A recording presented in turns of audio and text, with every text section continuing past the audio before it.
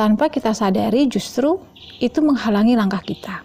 Assalamualaikum warahmatullahi wabarakatuh. Halo semuanya, jumpa lagi dengan aku Pipit Anggia. Gimana kabarnya hari ini? Semoga semuanya dalam keadaan sehat selalu ya. Segalanya baik-baik ya, sesuai dengan apa yang kita harapkan insya Allah. Di video kali ini aku mau sharing seputar nih teman-teman, perasaan-perasaan yang harus kita hindari ya, kita sadari itu bisa menghalangi kebahagiaan kita.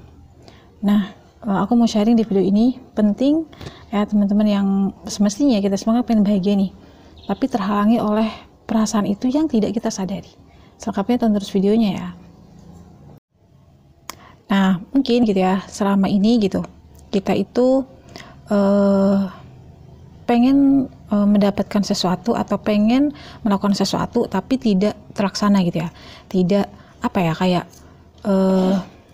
terhalangi terus gitu ya. Nah, terus apa sih sebenarnya penyebabnya? Kadang kita bingung juga gitu ya. Nah, mungkin gitu kalau kita teliti di dalam diri kita nih apa yang salah gitu ya. Coba teman-teman sadari satu hal ini.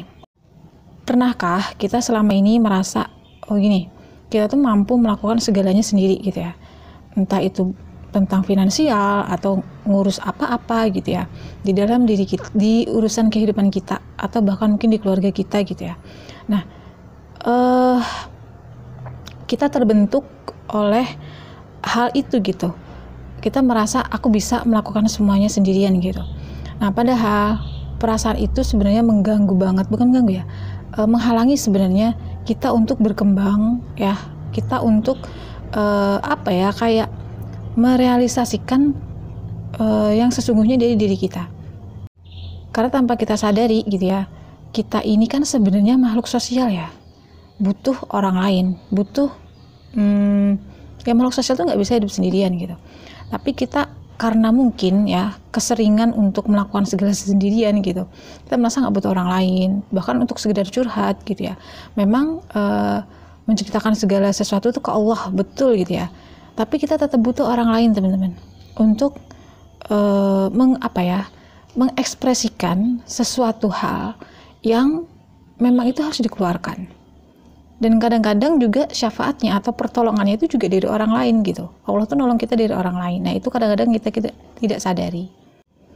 Kita terlalu kekeh dengan pendirian kita bahwa aku bisa kok ngadepin ini sendiri gitu. Aku bisa kok gitu. Padahal nggak ada sesuatu itu yang bisa kita lakukan dengan cara sendiri gitu. Selalu ada syafaat-syafaatnya gitu. Maksudnya pertolongan-pertolongan, wasilah-wasilahnya gitu. Nah, dan sifat merasa aku mampu itu kan sebenarnya sesuatu yang nggak boleh gitu ya. Artinya kita ada tingkat kesombongan kita yang muncul gitu ya. Kita ego gitu ya, kita bisa, kita mampu gitu. Tanpa kita sadari justru itu menghalangi langkah kita. Ya. Betul kita mampu karena Allah. Benerkah gitu ya? Benerkah kita menyertakan Allah itu gitu? Jangan-jangan kita mampu karena aku bisa, aku berdaya gitu, aku punya daya, aku memiliki daya. Jangan-jangan seperti itu gitu. Tapi dari kita itu karena Allah gitu. Karena Allah tuh di hati ya teman-teman, bukan di perkataan. Nah, jadi buat teman-teman yang mungkin sekarang ini masih merasa kayak aku bisa kok gitu. Bener bisa, atas pertolongan Allah dan atas wasilah gitu kan. Nah, kita sadari hal itu gitu ya. Mungkin sekarang ada sebagian teman-teman yang kayak kekeh pendiriannya itu kayak aku bisa kok nyelesainnya sendiri gitu, aku bisa kok hidup sendiri gitu ya. Nggak ada gitu, nggak ada istilahnya yang kayak gitu. Karena sekali lagi manusia itu, kenapa manusia diciptakan banyak? Karena kita saling membutuhkan satu sama lain.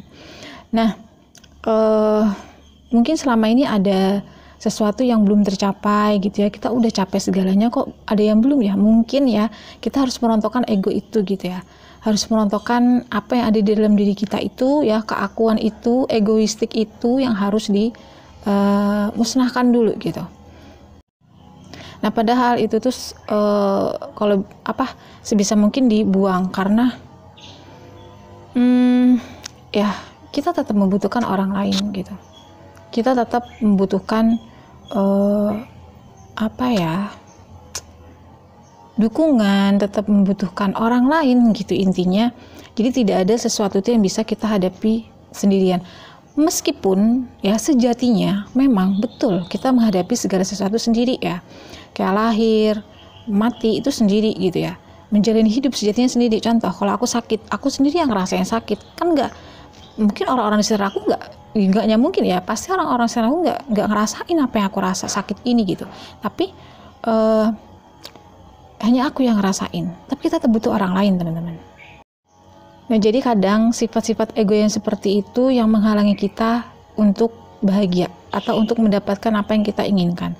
Egoistik ya, sifat ego, keakuan gitu, yang tinggi gitu ya.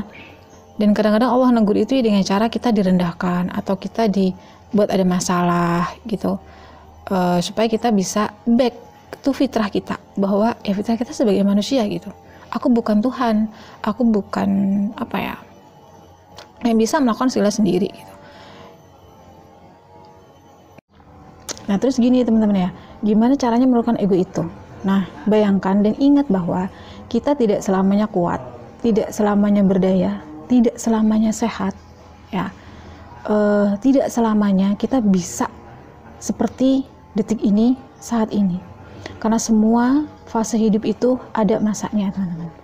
Insya Allah dengan kita merenungi hal itu ya, mengingat hal itu akan sangat-sangat bisa ya untuk menurunkan ego di dalam diri kita.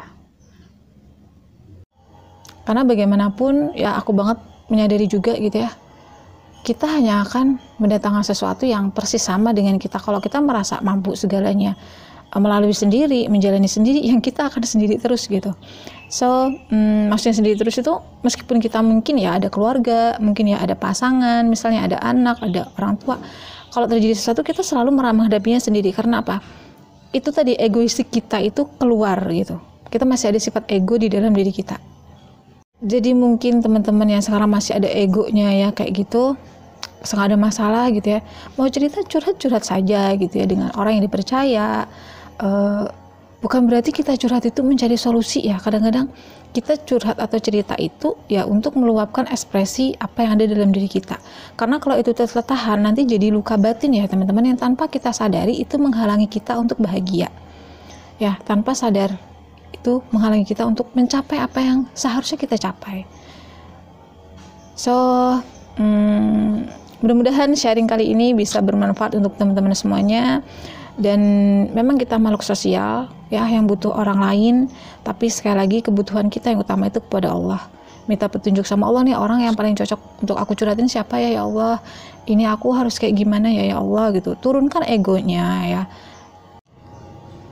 Jadi kalau mau curhat saja gitu ya, kalau mau minta tolong sama seseorang, minta tolong saja oleh sesuatu, tapi hatinya tetap tertuju kepada Tuhan ya.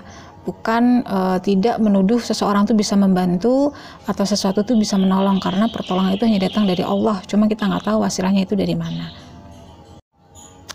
Oke, itu aja dulu sharing dari video aku kali ini. Semoga bermanfaat dan semoga kita semua selalu Allah sehatkan ya, beri kesehatan, kebahagiaan dimanapun kita berada. Dan sampai jumpa lagi insya Allah di video-video aku berikutnya. Assalamualaikum warahmatullahi wabarakatuh. Bye-bye.